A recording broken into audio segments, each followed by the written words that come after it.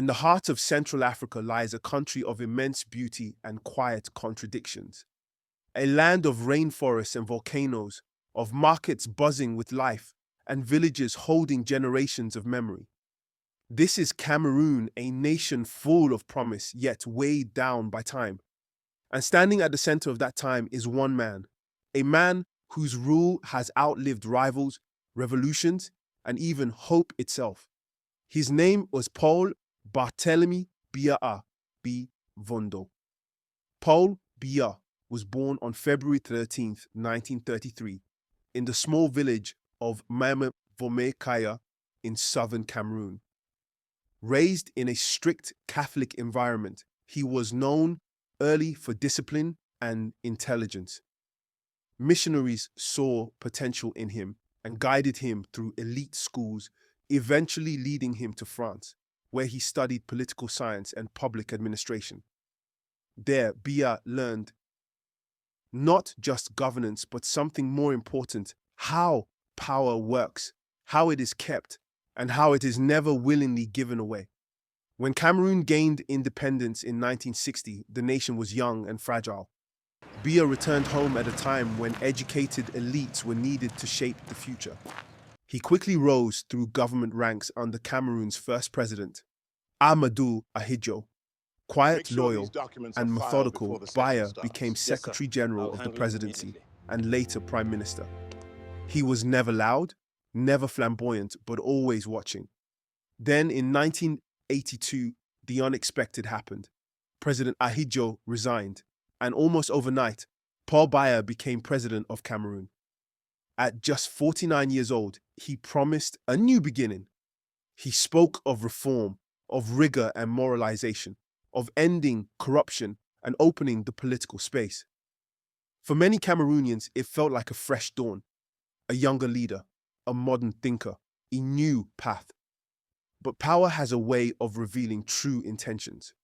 In 1984, barely 2 years into his presidency, a failed coup attempt nearly removed Biya from office.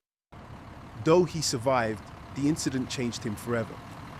From that moment, Paul Biya ruled not with trust, but with caution, not with openness, but with control. He understood one truth clearly: survival in power meant eliminating uncertainty. Over the years, Biya consolidated his grip on Cameroon. The constitution was amended, term limits disappeared. Elections were held regularly, but the outcomes became predictable. His party, the Cameroon People's Democratic Movement, dominated every institution. Opposition figures were arrested, silenced, exiled, or slowly neutralized. Cameroon remained calm on the surface, but beneath it grew frustration, fear, and fatigue. To the outside world, Cameroon looked stable. While neighboring countries collapsed into civil wars and coups, Biya's Cameroon stood firm. Roads were built, diplomatic ties strengthened. International partners praised the country's peace. But for ordinary Cameroonians, stability came at a cost. Corruption became normalized. Youth unemployment soared. Opportunity shrank. Speaking out became dangerous. Then came the crisis that exposed the nation's deepest wound.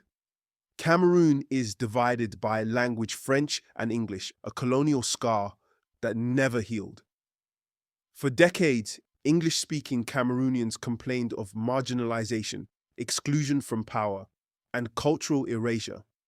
In 2016, teachers and lawyers protested peacefully, demanding fairness. The government responded with force. Arrests followed, internet shutdowns followed, and then violence followed. What began as protest turned into armed conflict. Villages burned, families fled, thousands were killed or displaced in the Anglophone regions.